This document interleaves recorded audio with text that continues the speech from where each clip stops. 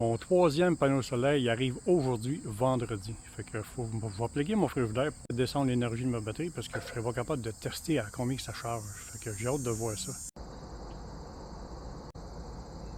J'ai fait juste ça. Mes trous sont déjà faits et il reste à savoir où est-ce qu'il arrive exactement. Fait que même que je mette l'autre panneau, on va pouvoir visser le panneau après mes angles et percer mes trous dans l'autre angle qui est ici. Tout va être correct. Fait que là, je le sais que j'ai 20 pouces de distance. Fait que là, c'est sûr que mon ventilateur Air Plus que je veux mettre, c'est sûr qu'il va rentrer là-dedans. Là, en ce moment, je peux même pas plugger ça sur ma Bluetooth. Parce que l'entrée maximale est 60 volts. Fait que là, j'approche à 58 volts. Fait que je peux pas connecter ça sur la Bluetooth. Là. Rendu à 27,4 volts. D'accord. Mon troisième panneau est arrivé à 7h10. On va déballer ça. Très beau panneau solaire. Le manuel, il est en français, puis il y a au moins 4 langues dedans. Ça, c'est bon. Je teste le nouveau panneau solaire tout seul sur la Bluetooth pour le fun. À 8 h le matin, il rentre 145 ampères. À 146 watts, si on regarde ça autrement. Si on voit ici 147 watts, puis ici, je regarde les détails. 5,9 ampères, 24,8 volts, 6 ampères à 8 h le matin, 8 h 04. Ça, c'est mon ancien panneau. À 8h10, 66 watts, 4 ampères, 16 volts. 4,3 ampères, 16 volts. On voit ici l'ancien panneau. 67 watts. Fait que pour 30 watts de plus chaque panneau, j'ai le double de production. Un petit peu plus que le double de production. Là, j'ai remis le nouveau panneau. 155 watts, 156 watts. Ici. 6,4 ampères, 24 volts, à 8h13 le matin. 6,6 ampères. Et voilà, les trois connectés en série. Fait que on fait le test. On regarde le voltage des trois. 81, 82 volts quasiment. Trois panneaux de 200 watts en série. Je sais qu'il n'y a pas de danger pour le MPPT, il est jusqu'à 100 volts. Fait que 82 volts, il va prendre ça comme moment dans Popeye. 130, ça veut dire 100 volts, 30 ampères. Mais là, il n'y aura pas plus que 9 ampères quand ils sont connectés en série comme ça. Là, on va regarder combien de watts qui rentrent à 8h30 le matin. Mauvaise nouvelle, ça ne fonctionne pas. Pas en tout, pas en tout, pas en tout. Il y a 50, 72 volts, mais 0,5 ampères. Là, il faut dire qu'ils sont à l'ombre aussi, là, mais ça me surprend. Là. Je pense que je vais déconnecter le troisième que je viens de mettre, puis je vais revenir à deux, question de voir qu'est-ce qui se passe si l'ampérage monte plus que ça. Là. Parce que ce panneau-là, il se peut d'avoir 8,14 ampères. Là. Je ne pense pas qu'il jamais à 0,5. Phew! Là, ça me rassure. J'ai 0,3 ampères, les deux tout seuls seulement. Les deux premiers en série, troisième déconnecté. Fait que c'est exactement, c'est correct. Je pensais qu'il y avait un problème, mais je pensais que j'avais acheté ça inutilement. Mais ça va, d'après moi, ça va être correct vers 10 h. Là. Quand le soleil va sortir d'un arrêt de l'arbre, parce que là, le soleil est caché en arrêt de l'arbre. Puis il y a de l'ombre sur le toit.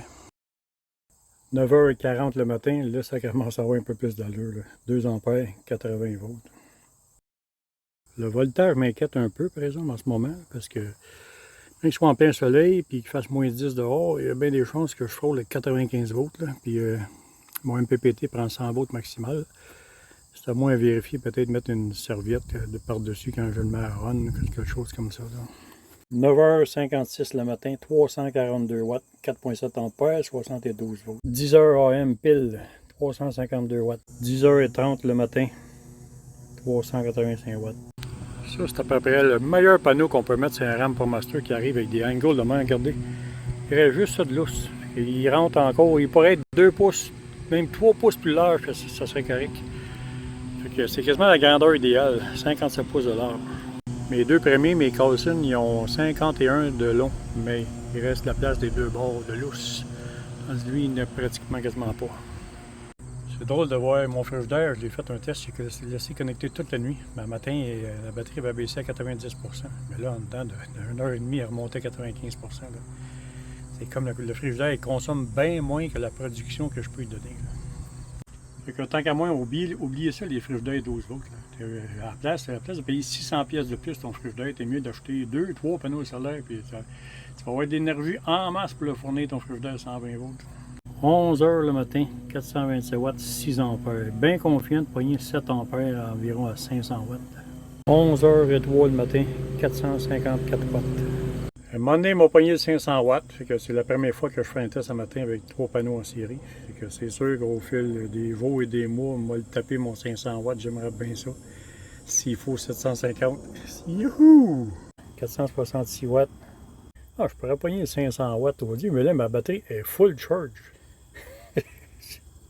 482 watts, 6.9 ampères et 499 watts, 500 watts. Yes, sir!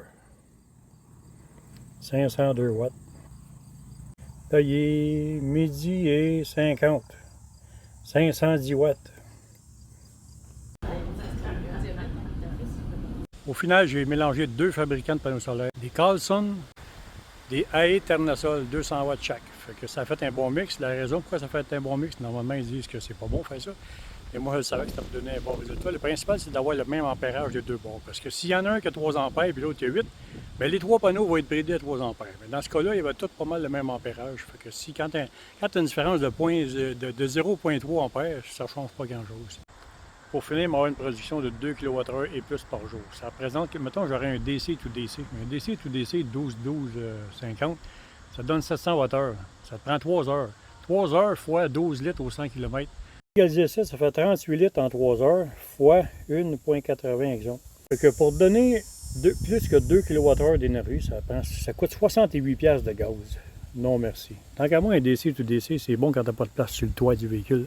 Mais quand tu en as de place, tu n'as pas besoin de ça. Si mon grand caravane, oui, j'aurais peut-être aimé ça avoir un DC to DC parce que j'avais pas de place plus qu'un panneau. C'est ça, sur mon grand caravane, j'avais pas le choix, j'avais pas d'espace plus qu'un panneau solaire. Fait que là, oui, j'aurais aimé ça avoir un DC to DC, mais en ayant de la place sur un toit comme ça, j'ai pas besoin de DC to DC, pas en tout. Sans oublier que ça coûte au moins 480$, plus taxes, plus 2 fuses, une 60, une 40, plus le fil numéro 6 AWG de peut-être 15 pieds de long. Fait que tu t'en sors pas en bas de 600$ pour ça. Autant 3 panneaux solaires à 450$. Pour produire la même énergie, j'économise 68$ de gaz par jour. Car moi, que tes panneaux solaires sont payés vite, très vite.